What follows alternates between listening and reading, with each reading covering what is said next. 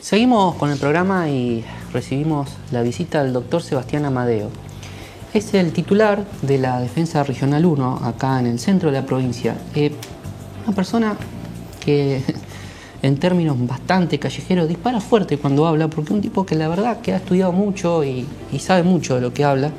Y esto yo quiero reconocerlo, porque la verdad es un profesional de fuste que está con una función pública. Así que muchas gracias, Sebastián, por venir. Buenas noches, gracias Maxi, gracias Germán por invitarme. ¿Cómo estás, Germán? Buenas noches, Maxi, ¿cómo te va? Tenías el título de una nota que nos sirve de disparador. Sí, una nota que una sirve columna que escribió el doctor Amadeo. De 23 páginas, muy bien fundamentada. ¿A dónde la subieron esa nota? En la página oficial del Servicio Público de la Defensa Penal de la provincia. El título de la nota, doctor, dice: entre la parafilia del fetichismo legal y la maniática obsesión de querer tropezar siempre con la misma piedra. ¿A qué apunta, qué hace referencia? ¿Qué título? Un título, la verdad que hay que estudiar antes de interpretarlo. Sí, el título apunta, para que nos entienda el ciudadano común y corriente, a que si decimos que la historia nos enseña, tenemos que aprender de la historia y no podemos volver a cometer los errores del pasado, porque no son fórmulas de éxito, son fórmulas de fracaso. Y por lo tanto, la reforma que hay al Código Procesal Penal de la provincia de Santa Fe, sobre todo me refiero a esta que se encuentra en el Senado y que pasó ahora a diputados, contraría la Constitución Nacional en varios de sus 52 artículos. Es una reforma larga, nuestro código tiene 459, se reforman 52, es un 11%, pero el tema no es tanto cuantitativo, sino cualitativo. Es radical, podríamos decirlo. Es absolutamente radical porque ¿Lo decís por algo lo de radical? No. No, porque como el senador Enrico el que lo promovió, por eso. No. Hay una suerte de contradicción, porque si uno lee el artículo 1 del Código Procesal Penal, dice que en el procedimiento penal rigen todas las garantías, rige la Constitución Nacional, los tratados internacionales y la Constitución de la provincia de Santa Fe, y son directamente aplicables. Esta disposición mucho se ha criticado, porque por ejemplo algunos comentaristas señalan que es una disposición inútil porque nada agrega y simplemente le recuerda al legislador lo que tiene que hacer y al operador jurídico. Sin embargo, en los debates del proyecto fue un legislador, Danilo Quilibarda, quien señaló específicamente que esta disposición tenía que estar, porque le recordaba al operador jurídico, le recordaba al juez, fundamentalmente, que por sobre ese librito de 300 o 400 artículos que es el Código Procesal Penal, hay algo que está por arriba jerárquicamente del mismo y que debe ser aplicado, y es la Constitución Nacional y los tratados internacionales. En esa Constitución Nacional y en esos tratados internacionales, que son 14, que tienen idéntica jerarquía constitucional, de conformidad al artículo 75, inciso 22 de la Carta Fundacional, están los criterios materiales de justicia. Es decir, cuando nosotros nos preguntamos ¿qué es justicia? No solamente en el ámbito penal, sino en el ámbito civil, en el ámbito minoril, etcétera, también penal por supuesto. ¿Qué es justicia? Es fundamentalmente el cumplimiento de esos 14 tratados internacionales, de esos criterios materiales de justicia. ¿La Argentina está adherida a esos tratados? La Argentina tiene la obligación, por supuesto que está adherida. Es importante aclararlo porque usted está fundamentando en esos tratados para que la gente entienda, bueno, entonces la Argentina tiene la obligación. Para que la gente entienda, la Constitución Nacional, si usted abre el artículo 75, inciso 22, habla acerca de que tienen idéntica jerarquía la Constitución, una serie de tratados internacionales y de declaraciones. En total son 14 los tratados. Algunos están en el 75, inciso 22, otros han sido posteriormente aprobados. Y eso debe respetarse, porque tenemos otra ley, que es la 19.865, que aprueba la Convención de Viena sobre el derecho de los tratados, y esta convención en el artículo 26 dice pacta sunt servanda, que significa los pactos se hacen para ser cumplidos y deben ser cumplidos de buena fe. Y el artículo 27, fíjese Maxi lo que dice, que el Estado parte no podrá invocar razones de derecho interno para no cumplir con los tratados. Es decir, que la Argentina tiene una Constitución Nacional y 14 instrumentos internacionales, 2 declaraciones y el resto son tratados internacionales. Eso debe respetarse por sobre cualquier otra ¿Y la disposición. legislatura qué quiere hacer? Bueno, hasta ahora. El proyecto que he analizado y sobre el cual emití ya una opinión escrita, lo que hace es contradecir todas estas pautas que se encuentran en la Constitución. Le pongo un ejemplo. La flexibilización que se plantea con respecto a plazos para las audiencias imputativas y para la prisión preventiva. Vamos a poner un ejemplo. Si una persona es detenida, está privada de libertad, hoy, para ser llevada a una audiencia imputativa y de control de la legalidad de la detención, hay un máximo de hasta 2 días. Y para una audiencia en donde se defina si va a quedar en prisión preventiva, es decir, preso mientras esté en curso el proceso, hay 2 días más. Es decir, hay 4 días en total. La reforma plantea que para la audiencia imputativa de 2 días pasamos a 4 días. Y para la audiencia cautelar o de prisión preventiva, de 2 días pasamos a 4 días. Es decir, de 4 en total se pasa a 8. Pero a su vez hay una disposición en el Código Procesal Penal, que es el procedimiento extendido, que se da cuando la causa es compleja, por la pluralidad de víctimas o de imputados, etcétera, que permite la duplicación de todos los términos. Es decir, usted podría tener 8 días para una audiencia imputativa y de control. ¿Y qué incidencia tiene y eso de 8 justiciable? para una cautelar. En la persona detenida, ¿qué incidencia tiene eso? Y bueno, una incidencia absoluta, porque la persona detenida tiene derecho, conforme a los tratados internacionales, por ejemplo, el Pacto de San José de Costa Rica, a que apenas es privada de libertad, ser puesta inmediatamente a disposición de un juez para que evalúe la legalidad de la detención. Eso no solamente lo dice el Pacto de San José de Costa Rica, sino también el Pacto Internacional de Derechos Civiles y Políticos, que son equivalentes a la Constitución. Con lo cual, acá vemos que no se estaría respetando esta cuestión, pero a su vez también se estaría atentando contra principios básicos del derecho internacional de los derechos humanos, como es el principio de progresividad. El principio de progresividad significa que los derechos siempre van para adelante y nunca para atrás, y aceptar esta reforma, por ejemplo en este caso, implicaría una clara regresión en materia de derechos humanos. Hay una cuestión que también resulta básica durante la tramitación del proceso y que ha generado grandes controversias, que fue motivo por el cual se sancionó este nuevo código que está en vigencia, que es el secreto sumarial. En este proyecto también se habla del secreto sumarial. ¿Qué nos puede decir, doctor, al respecto? Bueno, una de las 2 características que tenía el viejo sistema inquisitivo, llamado inconstitucional por la Corte Suprema de Justicia en la causa Casal, era que era escrito y secreto.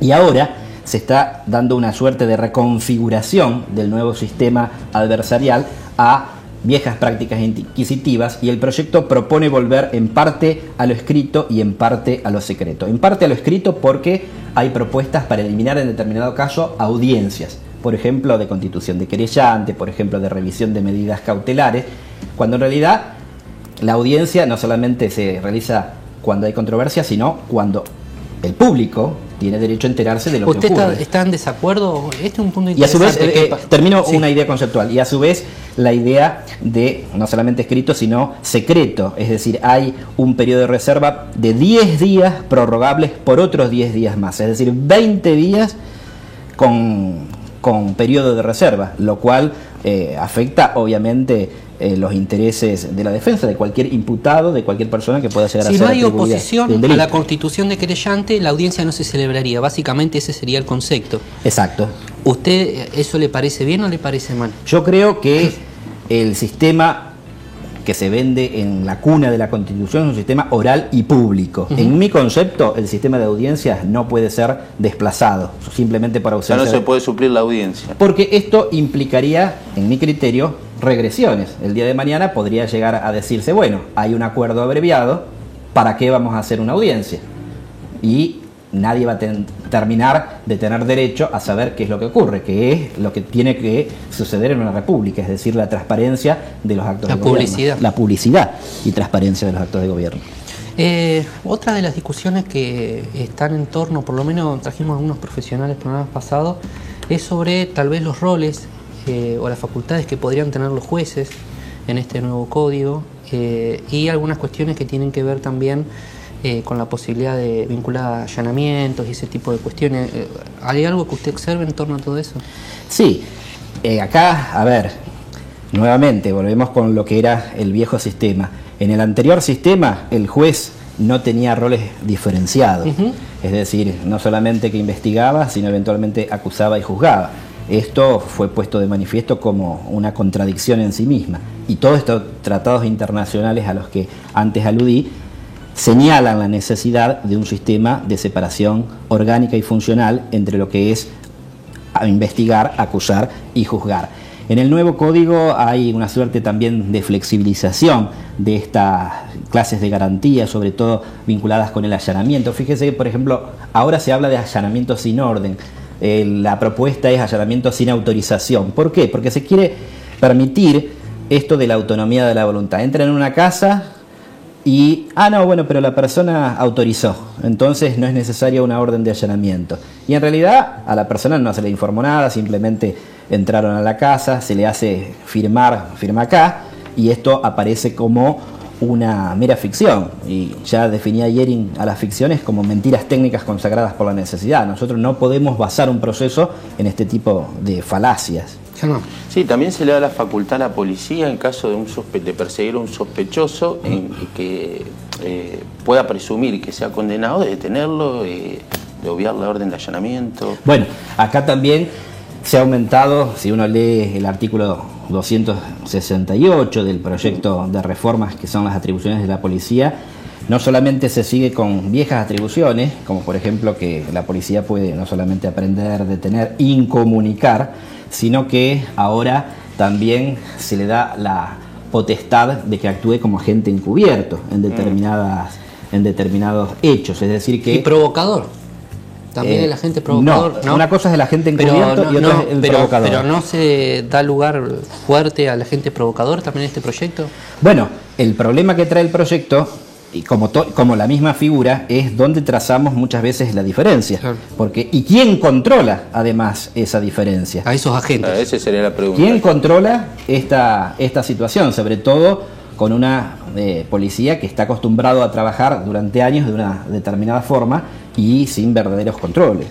Otra cuestión fundamental resulta ser la del arrepentido. Uno empieza a leer el proyecto y se vislumbra la figura del arrepentido. ¿Qué sensación le genera esta figura? Bueno, a nivel nacional está sancionado. Sí, la ley de estupefacientes 23737 del 89 trae Cámara de Diputados, la figura del arrepentido, pero acá se incorpora como un criterio de oportunidad. Fíjese que el criterio de oportunidad del artículo 19 dice que el Ministerio Público de la acusación podrá prescindir total o parcialmente o no promover la acción penal en determinados casos. Y en el último inciso habla de supuestos en los que una persona involucra a otra que ha tenido responsabilidad mayor o a fines de llevarla a juicio o hace avanzar la investigación, le va a corresponder una pena más leve. Ahora bien, esto implica la perforación del mínimo legal de la escala del delito de que se trate. Y esto es una atribución exclusiva por el artículo 75, inciso 12 de la Carta Fundacional del Congreso de la Nación. Por lo tanto, la legislatura provincial estaría arrogándose una competencia de la que carece. Sí, una competencia. Otro tema fundamental también que ha generado muchísimas controversias, entramos en un tema espinoso, es el tema de los plazos de prisión preventiva, para que la gente pueda entender por qué se contradice. Bueno, se lo hago corto, se lo hago abierto. Yo soy en esto más que pedagógico, un elefante en un bazar hablando. La gente dice, la puerta giratoria, entran por una puerta, salen por la otra, me mataron uno, ya está con prisión domiciliaria, no sé. Ese tipo de mensajean, te manda mensaje, ese tipo de cuestiones aparecen recurrentemente en la opinión de la gente. ¿Este código viene a contradecir esto o va en contra de algunos derechos según su visión, sus garantías? A ver, acá hay que poner las cosas bien en claro. En una república lo que tiene que regir es una constitución.